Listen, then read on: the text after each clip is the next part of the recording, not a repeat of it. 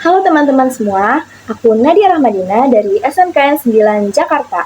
Jadi di sini aku mau sharing pengalaman aku belajar bahasa Korea secara otodidak. Awalnya aku cuma penasaran sama bahasa Korea karena aku sering nonton drama Korea dan dengerin K-pop musik.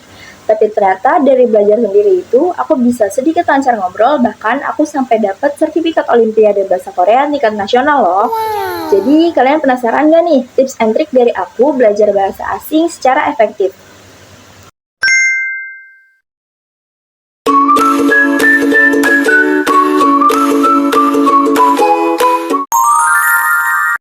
Jadi, pertama kali aku belajar bahasa Korea itu pada saat tahun 2020, yang dimana tahun 2020 itu awal mula kemunculan COVID-19. Dan seluruh sekolah saat itu diberlakukan sistem pembelajaran jarak jauh atau PJJ. Jadi mulai dari situ aku ngerasa bosan dan aku ingin ngisi waktu luang aku buat belajar bahasa asing, yaitu bahasa Korea. Awalnya aku bingung banget nih harus mulai dari mana, karena huruf-huruf Korea itu beda banget sama alfabet biasanya. Dan mulai dari situ aku nyoba buat nyari di YouTube konten-konten yang isinya tuh belajar bahasa Korea. Salah satu konten creator yang ngebantu aku banget itu adalah Borasen. Dari sana aku mulai belajar huruf-huruf bahasa Korea dan how to pronounce Hangul. Lalu dari situ juga aku bisa baca tulis bahasa Korea secara lancar. Dan nggak sampai situ, aku juga nyoba buat nyanyi lagu K-pop dengan ngebaca lirik, tapi liriknya itu yang full sama huruf Korea atau bahasa Korea. Jadi mulai dari situ aku juga jadi lancar banget untuk ngebaca tulisan dalam bahasa Korea.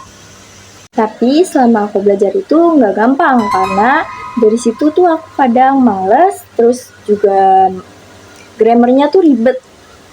Nggak kayak bahasa Indonesia yang SPOK. Pastinya berbeda dengan bahasa Indonesia. Lalu aku juga susah banget buat konsisten, buat terus belajar. Sampai akhirnya aku bikin sistem belajar cara aku sendiri yang ternyata lumayan efektif. Tips belajar bahasa asing secara efektif dari aku atau versi aku itu yang pertama, belajar sedikit tapi rutin, misalnya 15-20 menit sehari. Itu lebih efektif daripada belajar lama tapi jarang-jarang. Yang kedua, itu praktek secara langsung, kayak yang aku bilang tadi, aku praktekkan secara langsung dengan aku nyanyi lagu K-pop, tapi langsung ngebaca pakai lirik yang full Hangul. Di situ aku juga sering banget buat nulis diary kecil pakai bahasa Korea. Terus aku juga ngomong sendiri depan kaca biar terbiasa. Tips yang ketiga itu mix media. Aku nggak cuma belajar dari buku, tapi juga dari drama, lagu, dan bahkan TikTok Korea. Jadi lebih fun dan nggak bosan. Dan tips terakhir dari aku atau tips keempat itu punya tujuan. Kalau misalkan kamu emang beneran interest ke bahasa asing yang kamu pelajari tersebut, pastinya kamu memiliki tujuan, ya entah itu kamu pengen ke negara tersebut atau kamu pengen achieve suatu prestasi. Kayak misalkan dapat sertifikat Olimpiade bahasa tersebut. Jadi, kalau misalkan kamu yang mempunyai tujuan, pasti kamu akan punya tekad yang kuat untuk terus mempelajari bahasa asing tersebut. Intinya, belajar bahasa asing itu butuh konsistensi, bukan hal yang instan. Aku percaya kalau aku bisa belajar otodidak sampai dapat hasil nyata, kalian juga pasti bisa banget. Semangat ya buat teman-teman yang lagi belajar bahasa Korea atau bahasa asing lain. Fighting! Bye-bye!